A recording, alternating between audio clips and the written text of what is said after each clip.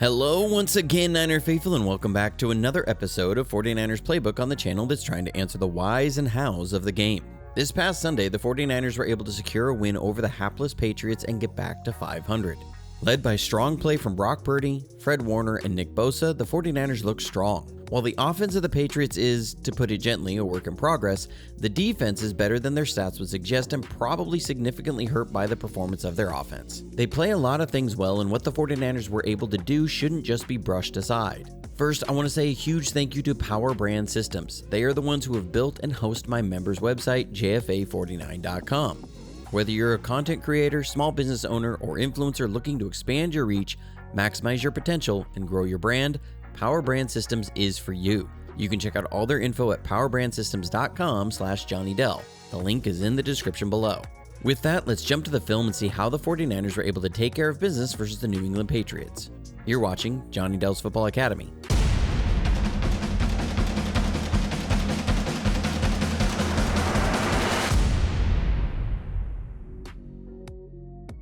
On the first drive, we're going to see what Shanahan is seeing during those opening scripted drive plays. So I've had some people ask, why does Kyle Shanahan still put Debo in the backfield?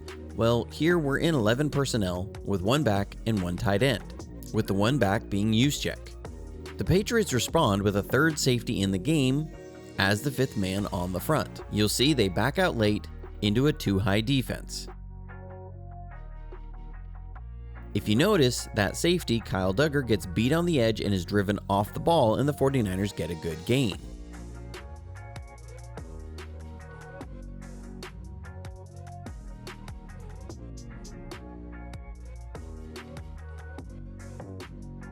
Here we're in 11 personnel with one back and one tight end.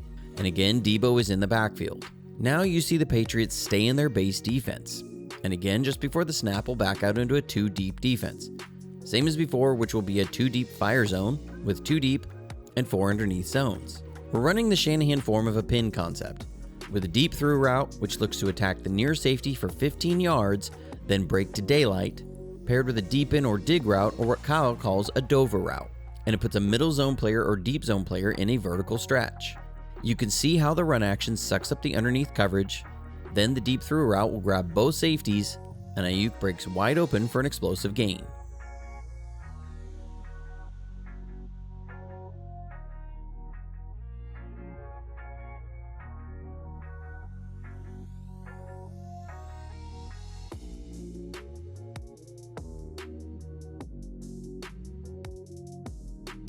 One thing Brock Purdy has shown and brought to the 49ers offense is a playmaking ability. Here the Patriots are in man coverage with two inside help safeties at the line to gain.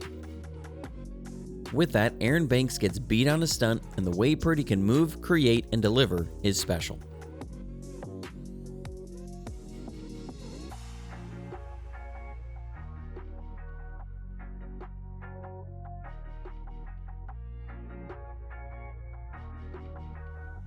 Back on defense, the 49ers forced their first turnover of the game. It was good to see Sam Okinonu get some reps with the number one lineup as a base defensive end, and he played really well. Here he defeats the kickout block and gets a strip on the play.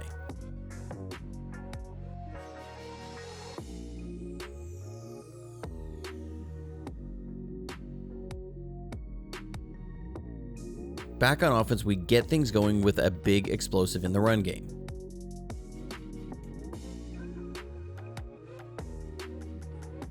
This is where Jordan Mason is showing his growth as a player.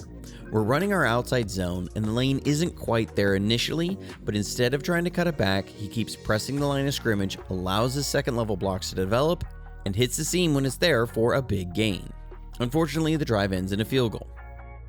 On defense, Fred Warner has been playing out of his mind this season. So that's third down, and this is a much better job of disguising the defense, and one that I like a lot more than what we've been doing. The past couple of weeks we'd been showing zone and going man and got burned pretty bad. Here we're showing man coverage on the two outside receivers, Fred Warner and Devondre Campbell mugging the A-gaps, and a single safety. Brissett then motions a running back into account for a sixth possible rushing threat.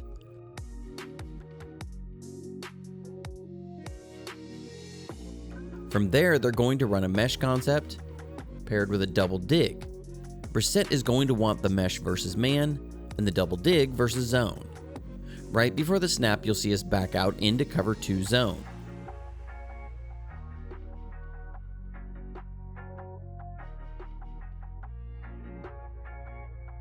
Brissett is reading the mesh first. When he sees Diamador Lenore attack the shallow crosser, he's going to try and hit the dig in behind it. But he never sees Fred Warner, who's watching his eyes the whole way, and he may have also not been expecting Fred to be able to get this vertical. And then check out Mustafa with the pancake block, then Jair Brown with the lead block into the end zone.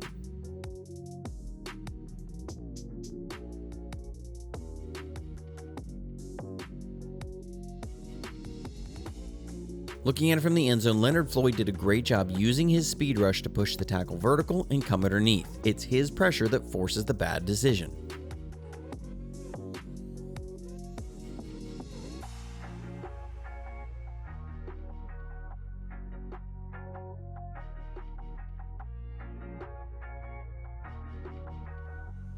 Back on defense, we get another turnover, this time on downs.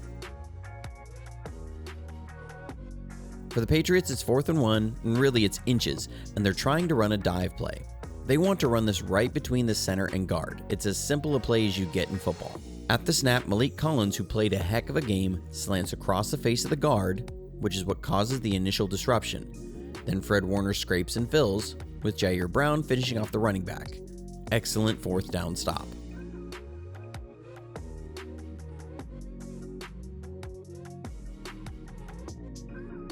Back on offense, we get the drive going, and I wanted to point out Brock is doing a lot of the little things well.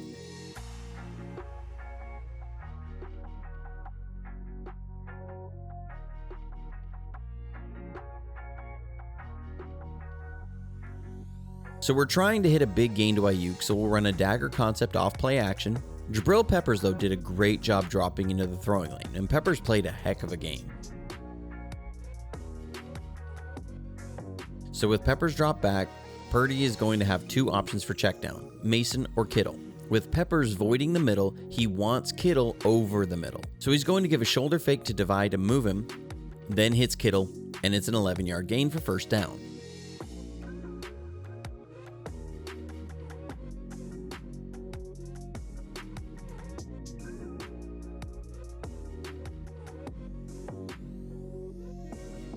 We then get another explosive in the passing game, this time to Juwan Jennings.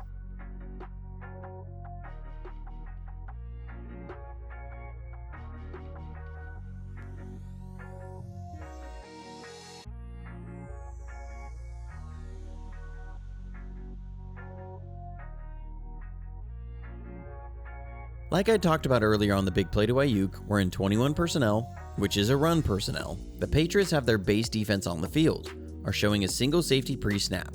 We have the pin concept dialed up again, this time with Ayuk running the deep through route and Juwan Jennings the dig or Dover route. Just like earlier, we see the Patriots drop out into 2 deep zone, this time with an 8-man coverage with 6 underneath defenders. You see Ayuk's deep through clear out the safety and Purdy makes a pinpoint throw to Jennings.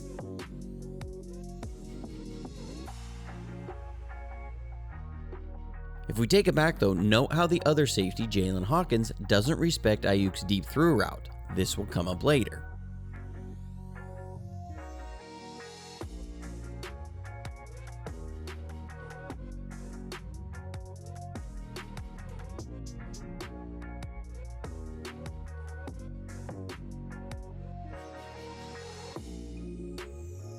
After 2 touchdown passes get nullified by penalties, we finally get one that sticks to George Kittle.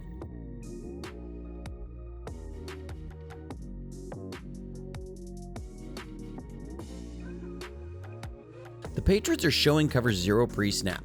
We have Debo and Jennings on a slant, flat, or dragon, and Kittle on a corner route. At the snap, you can see they're in cover 0 but are playing what's called banjo, which is a pattern matching man coverage, and Marcus Jones busted his assignment. He should have picked up Debo, and that's why Debo is wide open. And the decision by Purdy looks worse, but it's a heck of a play by Kittle.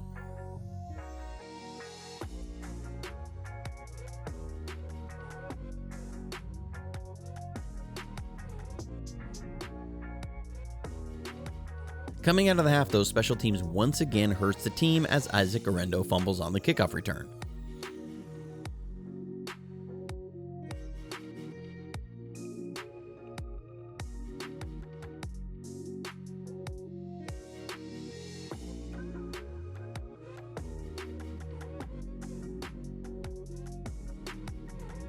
In his conference call, Shanahan said that Mustafa only had one play he liked back, a missed tackle. That clues me in that while Mustafa is in man coverage initially on this play, that with a run action, they want Mustafa to fill hard, and if the tight end releases out, Bosa needs to grab and cover. He doesn't, and we give up a touchdown in the game.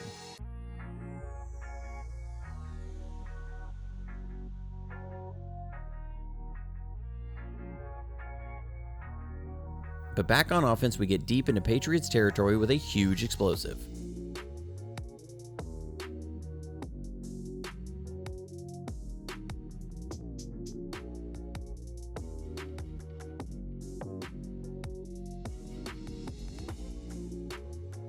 So again, 21 personnel. The Patriots this time are going to go with a single safety and a fire zone blitz, with 3 deep and 3 underneath.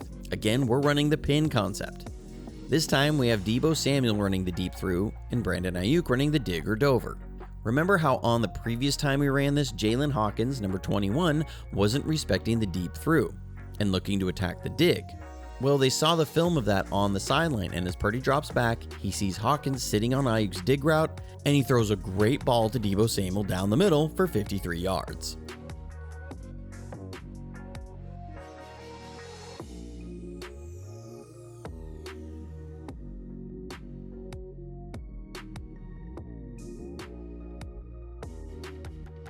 This then sets up Jordan Mason for the touchdown. And this is our wide zone, and this is premier execution. First, great reach block by Trent Williams to get his head on the outside of the 7 technique. Great job by Brendel to get a reach on the 3 technique.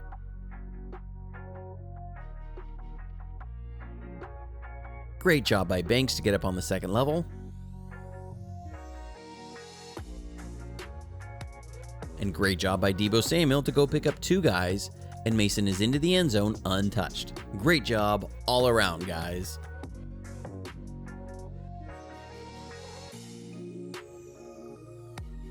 Back on offense after a couple drives, we get another explosive in the passing game.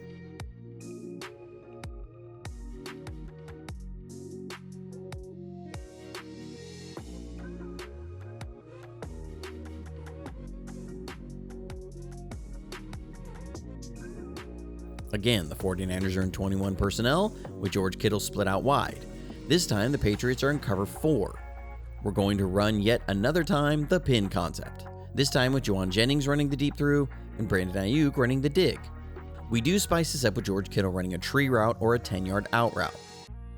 Again, you're going to see Hawkins sit on the intermediate route, Peppers is sitting on Ayuk's dig, and so Purdy is going to throw an incredible ball to Juwan Jennings for a 45-yard gain. And this ball placement is insane.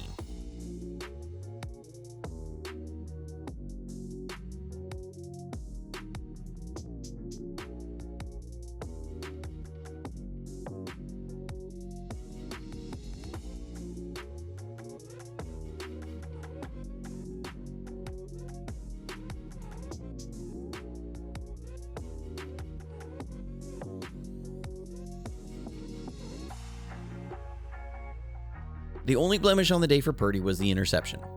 So I watched this play before I was able to catch Shanahan's post-game presser and felt like this was really more of a great play by Peppers than on Purdy, and then saw that Shanahan said the same thing. So first we have to understand that Patriots are running something that they've done going back to Belichick. They're going to double the number 1 receiver on each side, number 1 being the first receiver from the sideline. We're running a short dagger concept, and Ayuk is running a high crossing route. You can see the doubling of the outside number 1s.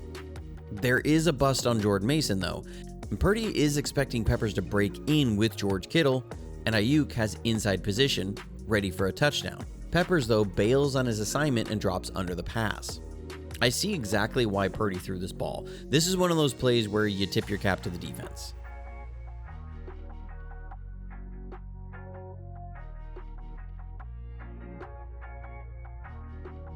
Back on defense, we're able to stifle New England's last efforts, and it was good to see Leonard Floyd getting more pressures this game. They're trying to work a 3-level passing concept, but they're doing it to the side that they're trying to chip on Bosa, and so it's going to take time. And Floyd wins off the edge with speed. flushing Brissett out of the pocket, and Nick Bosa gets a near sack with great effort to run down the play for a 1-yard gain.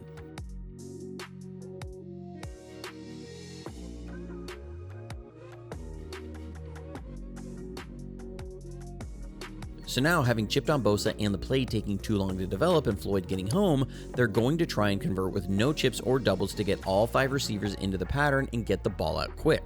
So with only the left tackle to beat, Bosa is able to win with a speed rush off the edge for a strip sack. This is why that second running mate for Bosa is so crucial. It allows Bosa to get those one-on-ones, and it allows the coverage to attack early and marries that coverage and pass rush.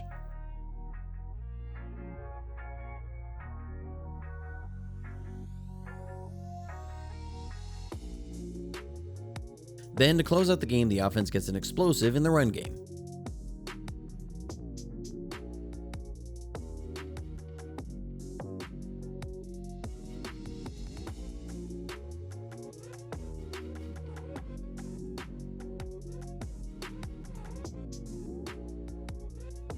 We're running our crack toss, which is you crack down with the receivers, then pull Kittle, Williams, and Banks around to lead on the toss. So let's take a second and recognize how special a player Trent Williams is. This man is over 330 pounds, and watch him run. The outside corner goes from taking on George Kittle on a block to Trent Williams. Talk about going from the frying pan and into the smelting furnace. Well, that's it for this week, folks. Hope you enjoyed it. Like and subscribe if you haven't already, and be sure to have your notifications turned on to be alerted to when a video goes live. If you'd like to support the channel in any way, I'll have links for that below. But until next time, stay safe, stay healthy, and go Niners.